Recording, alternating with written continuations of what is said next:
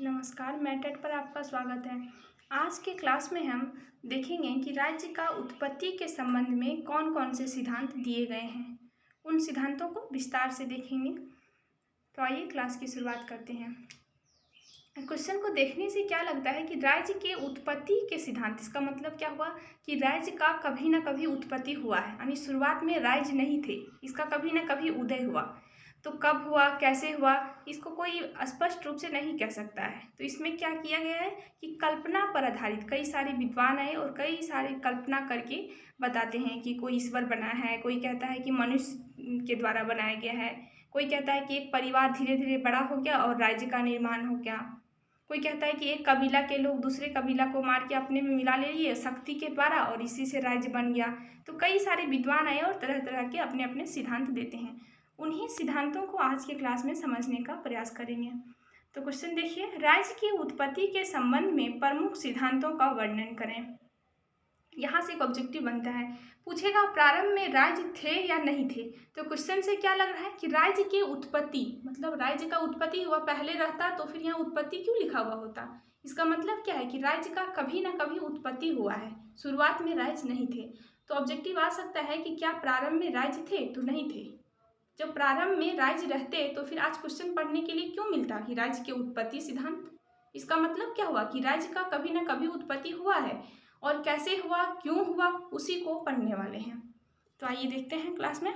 इतिहास के द्वारा, पहले इंट्रोडक्शन देखेंगे फिर सिद्धांत को। इतिहास के द्वारा राज्य की उत्पत्ति का उचित ज्ञान प्राप्त नहीं किया जा सका। मतलब इतिहास के द्वारा इतिहासकार जो थे लोग पता नहीं कर सके कि राज्य का उत्पत्ति कैसे हुआ, इसके विषय में कोई उचित ज्ञान नहीं दे सके। कौन? इतिहासकार।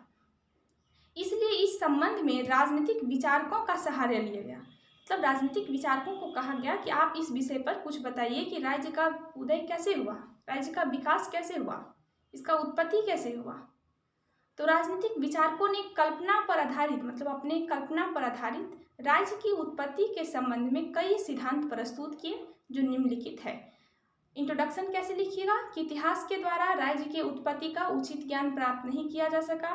अंत में क्या हुआ कि राजनीतिक विचारकों को इसके लिए सहारा लिया गया, राजनीतिक विचारकों को कहा गया।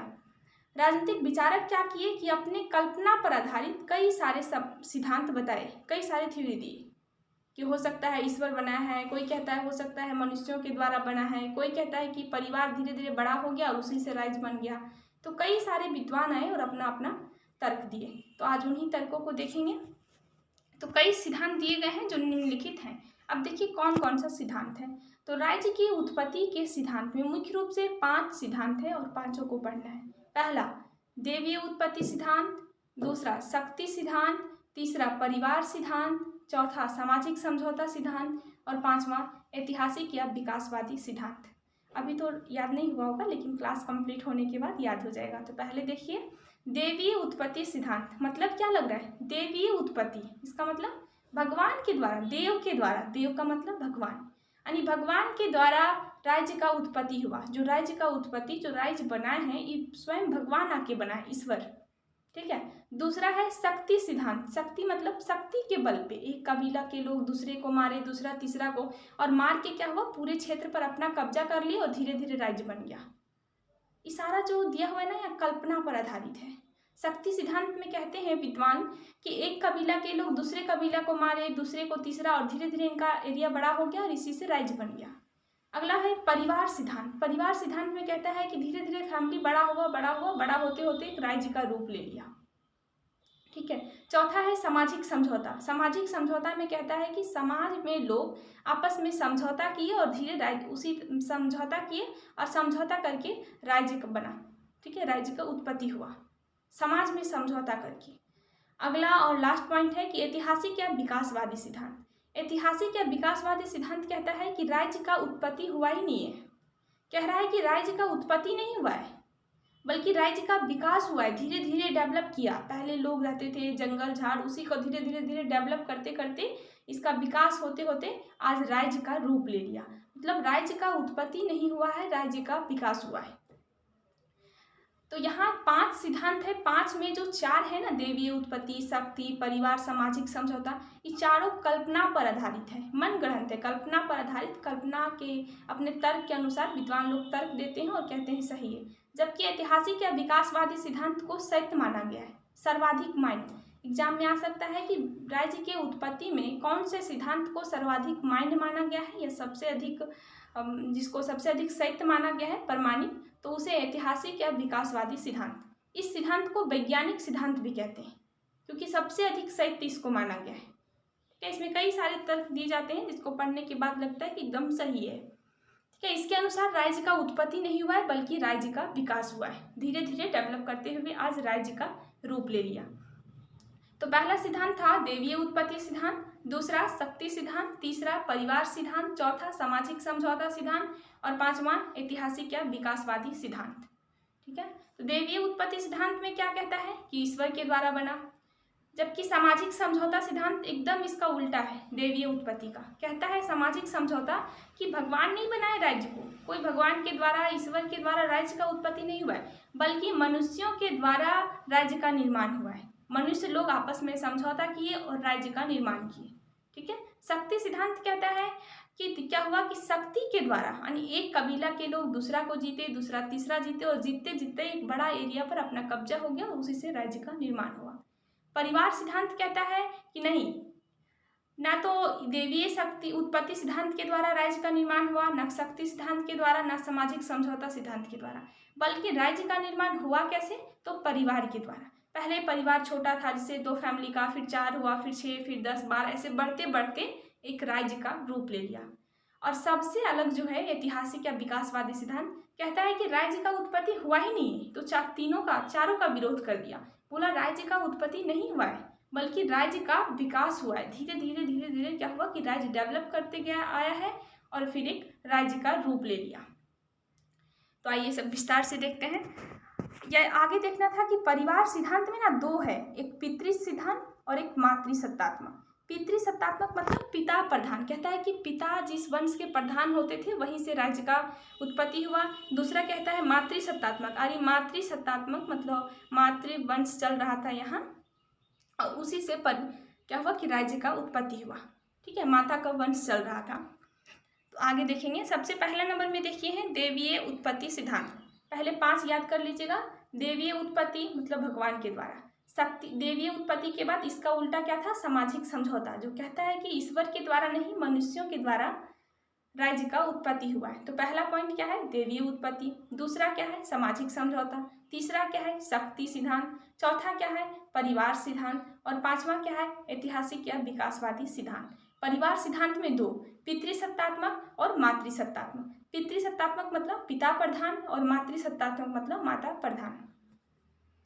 ठीक है, अब चलिए देखते हैं सब डिटेल से। दैवीय उत्पत्ति सिद्धांत में क्या लिखना है। क्वेश्चन में सबसे पहले इंट्रोडक्शन लिखना है कि इतिहास के द्वारा राज्य के उत्पत्ति के संबंध में इसकी जानकारी नहीं हासिल की जा सकी, तो राजनीतिक विचारकों का सहारा लिया गया और उनको कहा गया कि राज्य के उत्पत्ति के बारे में आप कुछ बताइए। राजनीतिक विचारक क्या करते हैं कि अपने कल्पना पर आधारित कई सारे तर्क देते हैं। ठीक है, इतना सा इंट्रोडक्शन लिखना है 6-7 लाइन का। उसके बाद एक ग्राफ बनाना है जिसमें लिखना है कि राज्य की उत्पत्ति का मुख्य रूप से 5 सिद्धांत हैं। पहला दैवीय उत्पत्ति, दूसरा शक्ति सिद्धांत, तीसरा परिवार सिद्धांत, चौथा सामाजिक समझौता और पांचवा है ऐतिहासिक या विकासवादी सिद्धांत। परिवार सिद्धांत में 2 है, पितृसत्तात्मक और मातृसत्तात्मक। अब आगे देखिए, सबको डिफाइन करना है। दैवीय उत्पत्ति सिद्धांत डिफाइन क्या करना है, जो पहले समझा है उसी को लिखना है। देखिए, यह राज्य की उत्पत्ति का सबसे प्राचीन, सबसे पुराना है। सबसे पहले लिखा हुआ है ना दैवीय उत्पत्ति, और सबसे पुराना भी इसी को माना गया है। इसे धार्मिक मतलब धर्म से जुड़ा हुआ कह रहा है, भगवान बनाए हैं, ईश्वर बनाए हैं। इससे क्या लग रहा है कि धर्म से जुड़ा हुआ है और भगवान बना, ईश्वर बना, ये क्या है। पहले का आदमी बहुत ज़्यादा विश्वास करता है, अभी भी विश्वास करता है, लेकिन इसको याद करने के लिए सोचिएगा कि पहले जैसे दादी नानी इन लोगों को क्या लगता है कि भगवान की हैं, कुछ भी होगा तो बोलते हैं भगवान का कृपा है।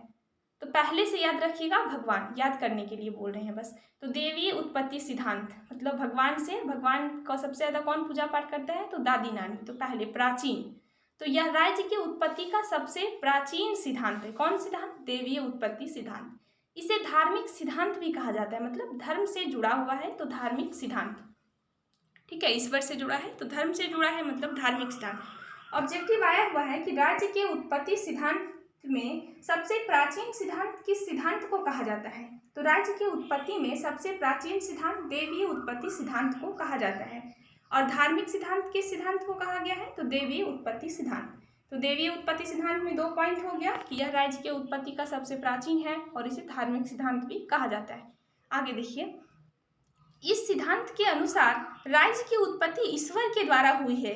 राजा ईश्वर का प्रतिनिधि है। मतलब समझ में आया? कह रहा है कि इस सिद्धांत के द्वारा राज्य का उत्पत्ति हुआ कैसे। जैसे हम लोग को क्या बताना है, सब प्रत्येक पॉइंट में लिखना है कि राज्य का उत्पत्ति हुआ कैसे। तो देवीय उत्पत्ति सिद्धांत में बता रहे हैं कि राज्य का उत्पत्ति ईश्वर के द्वारा हुआ है, भगवान के द्वारा हुआ है। और राज्य में जो शासन कर रहा है राजा ईश्वर का प्रतिनिधि है, मतलब ईश्वर ही उसको भेजे हैं, ईश्वर का भेजा हुआ दूत है। ठीक है, तो देवीय उत्पत्ति सिद्धांत में क्या लिखना है कि इसे सबसे प्राचीन सिद्धांत कहा गया है, इसे धार्मिक सिद्धांत कहा गया है। और इसके अनुसार राज्य का उत्पत्ति ईश्वर के द्वारा हुई है। मतलब राज्य कौन बनाया है? तो ईश्वर बनाया है। राजा कौन है? तो ईश्वर का प्रतिनिधि है, ईश्वर के द्वारा भेजा गया दूत है। ठीक है, तो देवीय उत्पत्ति सिद्धांत हो गया। अगला है सामाजिक समझौता सिद्धांत। देखिए, इसे सामाजिक संविदा का सिद्धांत भी कहा जाता है। संविदा का मतलब होता है समझौता करना, एक दूसरे बांटना, समझौता करना। तो इसे सामाजिक संविदा का सिद्धांत कहा जाता है। इस सिद्धांत के अनुसार राज्य एक देवीय संस्था ना होकर एक मानवीय संस्था है। संस्था मतलब देवीय संस्था, मतलब कोई देवी या भगवान से जुड़ा हुआ नहीं है, बल्कि मानव से जुड़ा हुआ है। ठीक है, मनुष्य खुद बनाए हैं। मनुष्यों ने आपस में समझौता करके राज्य का निर्माण किया है। फिर से देखिए क्या लिखना है, लिखिएगा यहाँ कि इसे सामाजिक संविदा का सिद्धांत मतलब सामाजिक समझौता का सिद्धांत कहा गया है। इस सिद्धांत के अनुसार राज्य एक देवीय संस्था ना होकर, क्या कह रहा है कि देवीय संस्था नहीं है बल्कि एक मानवीय संस्था है, मतलब मानव के द्वारा इसका निर्माण हुआ है। मनुष्यों ने आपस में समझौता करके राज्य का निर्माण किया है। अगला सिद्धांत का नाम है ऐतिहासिक या विकासवादी सिद्धांत। इसे कर्मिक विकास का सिद्धांत या वैज्ञानिक सिद्धांत भी कहा गया है। कर्मिक विकास मतलब कर्म से, यानी सीढ़ी दर सीढ़ी धीरे धीरे इसका डेवलप हुआ है, इसीलिए इसे कर्मिक विकास का सिद्धांत कहा गया है। और वैज्ञानिक सिद्धांत क्यों कहा गया है? क्योंकि सबसे अधिक प्रमाणिक है। ठीक है, इस सिद्धांत के अनुसार राज्य की उत्पत्ति नहीं बल्कि राज्य का विकास हुआ है। पहले भी बताया कि ऐतिहासिक या विकासवादी सिद्धांत मतलब कह रहा है कि इस सिद्धांत के अनुसार राज्य की उत्पत्ति नहीं बल्कि राज्य का विकास हुआ है।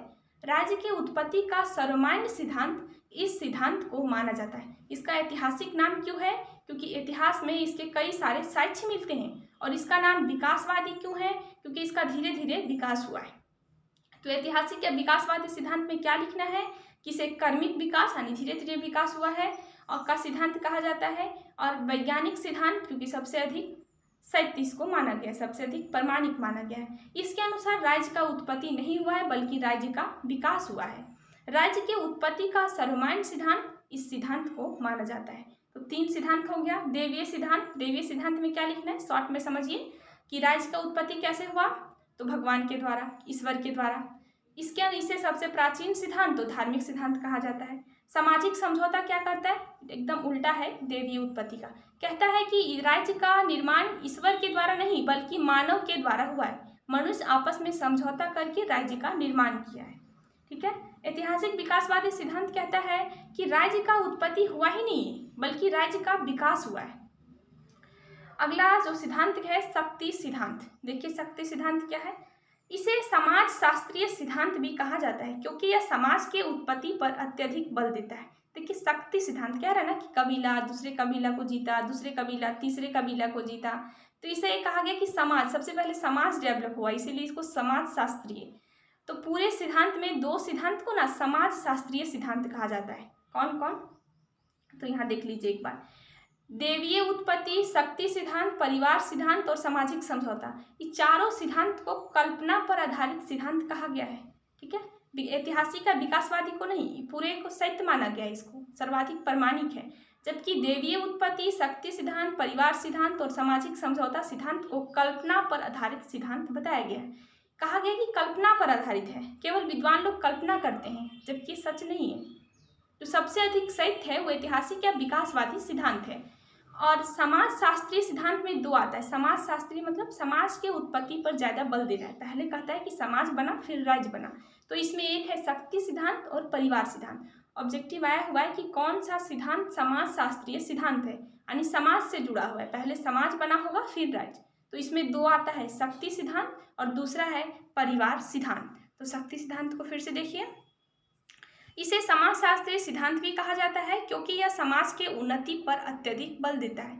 इसे बल सिद्धांत एवं युद्ध सिद्धांत भी कहा गया है। कहते हैं ना कि युद्ध करता है एक कबीला दूसरे कबीला को, इसीलिए इसे बल सिद्धांत या युद्ध सिद्धांत भी कहते हैं।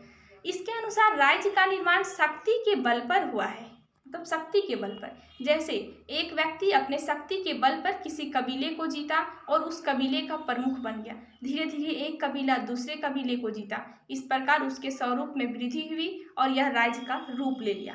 मतलब समझ में आया? शक्ति सिद्धांत में कह रहा है कि एक व्यक्ति कोई एक कबीला को जीत लिया, जीतने के बाद क्या हुआ कि उस कबीला का राजा बन गया।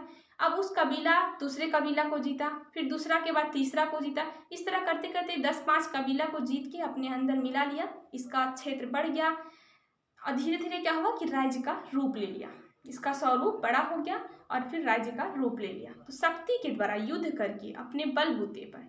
ठीक है, अगला और लास्ट पॉइंट है परिवार सिद्धांत। इसे भी समाजशास्त्रीय सिद्धांत, क्योंकि यह समाज के उत्पत्ति पर अत्यधिक बल देता है।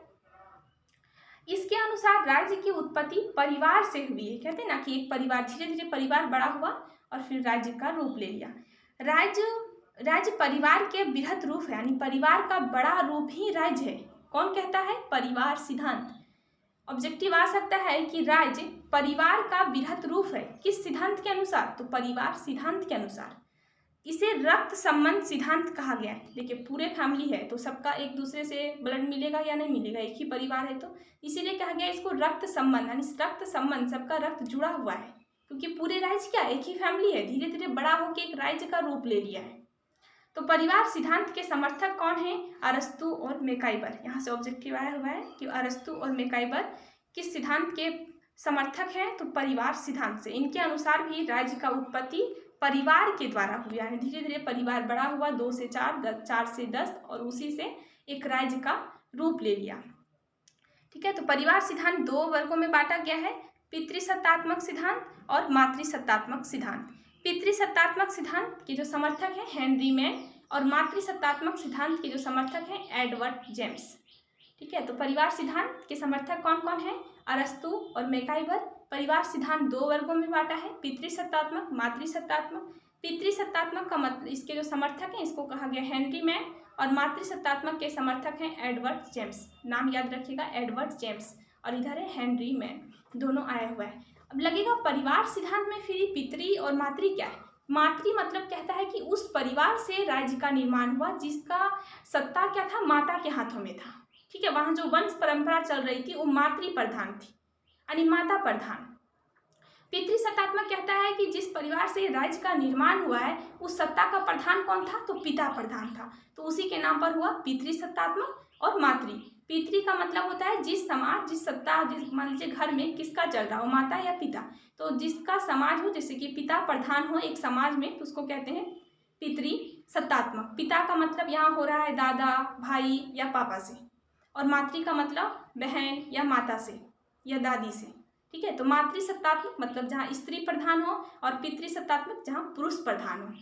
ठीक है, तो परिवार सिद्धांत में 2 आता है, पितृ और मातृ। मातृसत्तात्मक के जो समर्थक हैं एडवर्ड जेम्स हैं और पितृसत्तात्मक के जो समर्थक हैं हेनरी मैन हैं। तो आज के क्लास में इतना ही। थैंक यू, फिर मिलते हैं अगले वीडियो में।